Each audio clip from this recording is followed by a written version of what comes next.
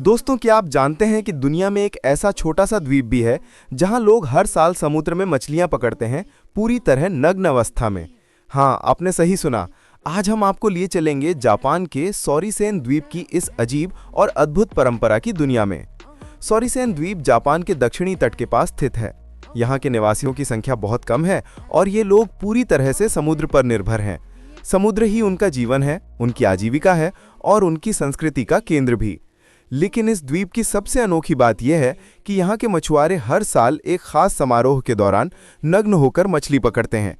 इसे वे हादाकाई यानी साहस और शक्ति का उत्सव कहते हैं। ये परंपरा सदियों से चली आ रही है और इसे धार्मिक तथा सांस्कृतिक महत्व का हिस्सा माना जाता है। आप सोच रहे होंगे कि लोग ऐसा क्यों करते हैं। सॉरीसेन के लोग मानते हैं कि नग्न होकर समुद्र में उतरना उन्हें प्राकृतिक शक्तियों के और करीब ले जाता है। उनका कहना है कि ये पूर्वजों की आत्माओं को खुश करने का तरीका है ताकि समुद्र उन्हें भरपूर मछली दे। इस समारोह में पुरुष और कभी-कभी महिलाएं भी समुद्र में उतरते हैं। उनके पास हाथ में कोई उपकरण नहीं होता, सिर्फ उनकी हिम्मत और कौशल।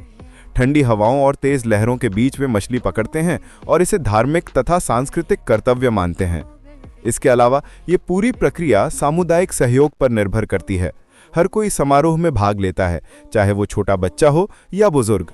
यही वजह है कि इसे सिर्फ मछली पकड़ना नहीं बल्कि समुदाय और परंपरा का उत्सव कहा जाता है। आज भी यह परंपरा जीवित है, लेकिन द्वीप पर आने वाले पर्यटकों की संख्या बढ़ गई है।